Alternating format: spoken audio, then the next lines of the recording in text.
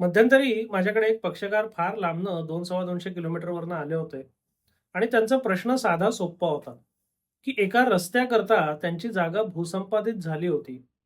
भूसंपादन आणि त्या जागेचा मोबदला आणि त्याच्याबद्दल त्या जागेतले सगळे हिस्सेदार, सहहिस्सेदार यांच्यात काहीतरी वाद होता आणि या गोष्टीला सुमारे 3 वर्ष उलटली होती. मग ते भूसंपादनाचं प्रकरण पहिल्यांदा प्रांताकडे चाललं कारण त्यांच्यामार्फत भूसंपादन चाललं होतं. तिकडनं ज्यांचा त्या जमिनीबद्दल वाद होता किंवा ज्यांना त्या जमिनीतला सगळा मोबदला हवा होता, त्यांनी दिवाणी न्यायालयामध्ये एक दावा दाखल केला, तोही प्रलंबित आहे. आणि हे सगळं होत असताना भूसंपादनाचा जो मोबदला शासनाकडनं आलेला आहे, तो आजपर्यंत यांना मिळालेलाच नाही. बरं यातली गंमत अशी, की आपला मोबदला नक्की का मिळालेला नाहीये, याची कारणमीमांसा त्यांना ठाऊकच नाहीये. म्हणजे प्रांताकडे जे प्रकरण चाललं, तिथे यांचे वकील होते. मला वाटतं तेच वकील दिवाणी न्यायालयामध्ये जो दावा दाखल केलेला आहे, तिथे गेले 3 वर्ष काम बघतायत. पण घोडं नेमकं अडलंय कुठे? समस्या नेमकी काय आहे? हे आजपर्यंत एक तर त्या वकिलांनाच कळलेलं नाहीये किंवा त्या वकिलांनी यांना सांगितलेलं तरी नाहीये. त्यामुळे आमच्या प्रकरणामध्ये नेमकी मेख काय आहे, नेमकी समस्या काय आहे, हे जाणून घेण्याकरता त्यांना एक 200-250 किलोमीटरचा प्रवास करायला लागला होता.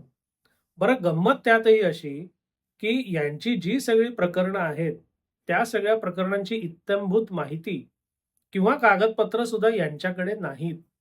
ती आजही त्यांच्या वकिलांकडेच आहेत आणि त्यांनी ना कागदपत्र यांना दिलेली आहेत, ना आपल्या प्रकरणामध्ये नेमकं काय चाललंय, कोणी प्रकरण दाखल केलंय, का दाखल केलंय, त्यात आपलं म्हणणं काय आहे, आत्ता दावा कुठे आहे, पुढे कुठे जाईल, याबद्दल हे पक्षकार पूर्णतः अनभिज्ञ आहेत.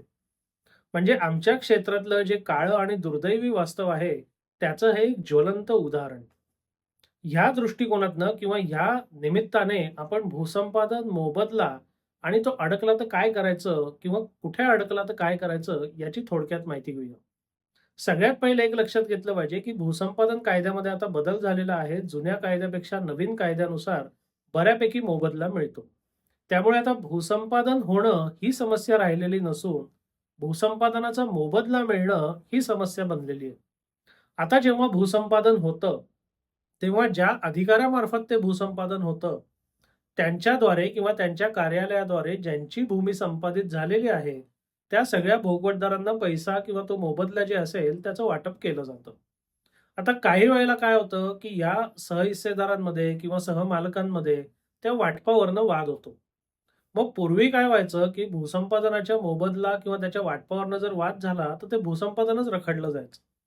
पण नवीन कायद्यानुसार आता असं होत नाही. आता सरकार काय म्हणतं, तुमचं भूसंपादन झालेलं आहे, त्याचा मोबदला आम्ही निश्चित केलेला आहे. आता त्या भूसंपादनाच्या मोबदल्याचं वाटप या भानगडीत आम्हाला काही पडायचं नाही. मग ते भूसंपादन अधिकारी किंवा ज्या कुठल्या कार्यालयाकडे ते कार्यभार दिलेला असेल, ते त्या भूसंपादनाचं सगळं प्रकरण आणि त्याचा सगळा मोबदला दिवाणी न्यायालयामध्ये पाठवून देतात आणि दिवाणी न्यायालयाला सांगतात, "बाबा ही भूमी संपादित झालेली आहे, त्याचा एवढा मोबदला आहे आणि त्याच्यात हे लोक भांडतायत. तर तुम्ही कायद्याच्या कसोटीवर यांचे हक्क तपासा. ज्यांचे हक्क सिद्ध होतील, त्यांना ते पैसे वाटून टाका." म्हणजे सरकार त्यातनं आपलं अंग काढून घेतं. ही प्रक्रिया एकदा लक्षात आली ना, की भूसंपादनाचे तुमचे पैसे कुठे अडकलेत, याचा तुम्हाला मागोवा घेणं तुलनेने सोपं होतं.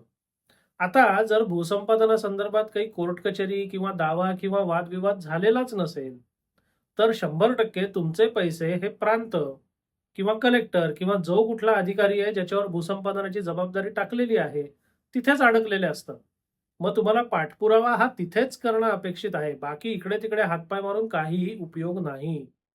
बरं जेव्हा हे प्रकरण न्यायालयात जातं आणि एखादी त्रयस्थ व्यक्ती दावा दाखल करते, या 2 मध्ये सुद्धा फरक आहे.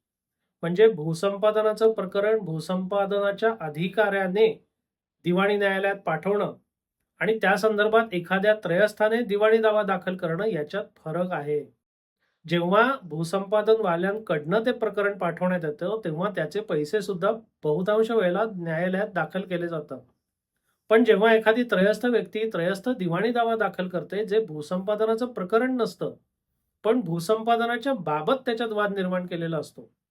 तेव्हा तो दावा जरी स्वतंत्र चालू असला, त्याच्यात भूसंपादनाचा मुद्दा जरी समाविष्ट असला, तरी तो अधिकृतपणे शासनामार्फत तिकडे वर्ग केलेला नसल्यामुळे भूसंपादनाचे पैसे किंवा बाकीच्या प्रक्रिया या अजून त्याच कार्यालयात करून घेणं आवश्यक असतं.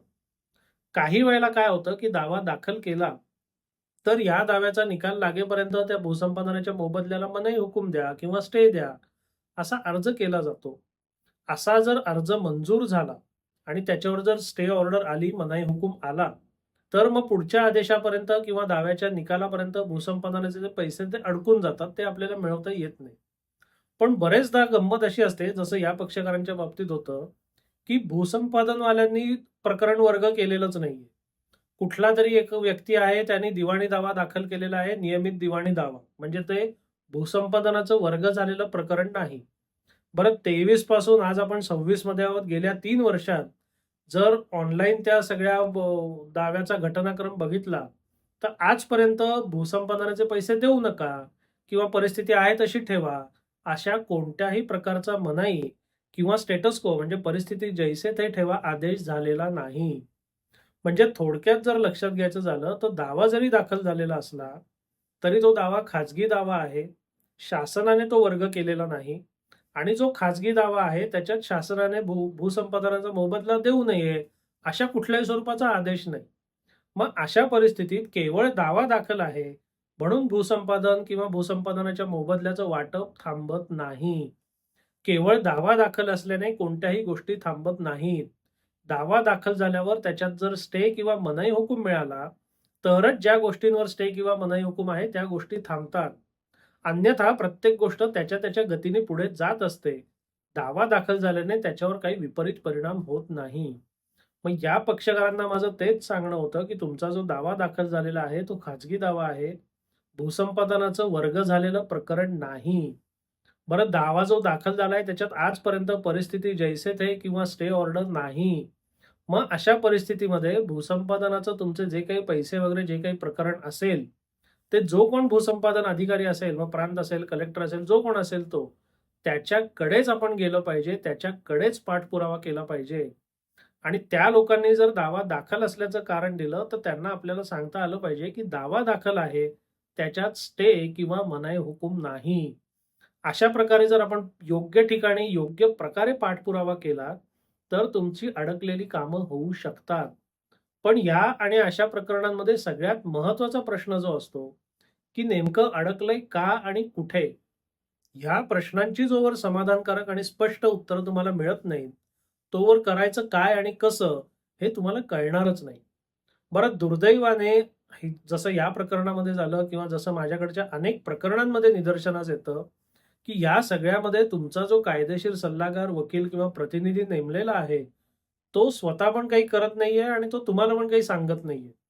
म्हणजे हे अतिशय दुर्दैवी वास्तव आहे. या वास्तवाला आपल्याला सामोरं जायचं आहे. म्हणून अशी कोणतीही प्रकरणं जेव्हा तुमची अडकून राहतात, तेव्हा नेमकी का अडकली आहेत याचा खुलासा तुम्ही मागितला पाहिजे. खुलासा देता येत नसेल, तर दुसरीकडे चौकशी केली पाहिजे, जो तुम्हाला योग्य उत्तरं देऊ शकेल. कारण नेमकं अडकलंय का आणि कुठे याच्या मुळापर्यंत जोवर तुम्ही जात नाही, तोवर यातनं सुटायचं कसं याची उत्तरं तुम्हाला मिळणार नाहीत. म्हणून अशा किंवा यासारख्या प्रकरणांमध्ये नेमकं झालंय काय हे शोधून काढा. केवळ दिवाणी दावा दाखल झालाय म्हणजे आपल्याला आता काही मिळणार नाही, हा भ्रम बाळगू नका. या गैरसमजात राहू नका. फक्त दावा दाखल झाल्याने कोणतंही खाजगी किंवा सरकारी काम थांबत नाही. जोवर स्टे किंवा मनाई हुकूम नसतो, तोवर ते काम त्याच्या त्याच्या गतीने पुढे जात असतं. त्यामुळे स्टे असेल तर गोष्ट वेगळी. स्टे आहे का? स्टे नसेल तर आपलं काम का अडलंय? याच्याबद्दल योग्य त्या ठिकाणी तुम्ही पाठपुरावा केला पाहिजे. आणि जर शक्य झालं, तर चांगला माणूस तुमचं काम करण्याकरता नेमा आणि तुमचा माणूस जे काही काम करतोय, त्याच्याकडनं वेळोवेळी खुलासा किंवा स्पष्टीकरण घेत जा. ते काहीतरी सांगतात, त्याच्यावर आंधळेपणाने विश्वास ठेवायची काहीही गरज नाही. म्हणजे मी तर अनेकदा सांगतो, माझं तर म्हणणं आहे, माझ्यावर तर विश्वास ठेवूच नका. आपण कसं हा सूर्य, हा जयेंद्र या तत्वावर आपण काम करणारे लोकं आहोत. त्यामुळे कोणाचा माझ्यावर विश्वास असावा ही माझी अपेक्षाच नाहीये. कारण जे काही काळं-पांढरं आहे, ते समोरासमोर करणारा मी माणूस आहे. आणि माझ्या मते ह्या पद्धतीने जर काम होत असेल ना, तर विश्वासची गरजच नसते. कारण जे आहे ते समोर आहे. हे असं आहे, हे असं आहे, हे होऊ शकेल, हे नाही होऊ शकेल. पण जिथे विश्वासाचा मुद्दा येतो, तिथे तुम्ही वेळीच सावध व्हा. कोणीही कोणावरही विश्वास ठेवायची गरज नाही. जिथे सत्य आहे, जिथे वास्तव आहे, तिथे विश्वासाची आवश्यकता नसते, असं किमान माझं वैयक्तिक मत आहे. म्हणून ज्या कोणा लोकांची अशी प्रकरणं अडकलेली आहेत, त्यांनी विश्वास वगैरे या सगळ्या गोष्टी बाजूला ठेवा आणि याचं सत्यान्वेषण करा. नक्की सत्य काय आहे, वास्तव काय आहे हे शोधून काढा. ते जोवर तुम्ही शोधून काढत नाही, तोवर तुम्हाला पुढचा मार्ग मिळणार नाही. तो पुढचा मार्ग सुकर होणार नाही. हा विषय तुम्हाला कसा वाटला? हा व्हिडिओ तुम्हाला कसा वाटला? अवश्य कळवा. धन्यवाद.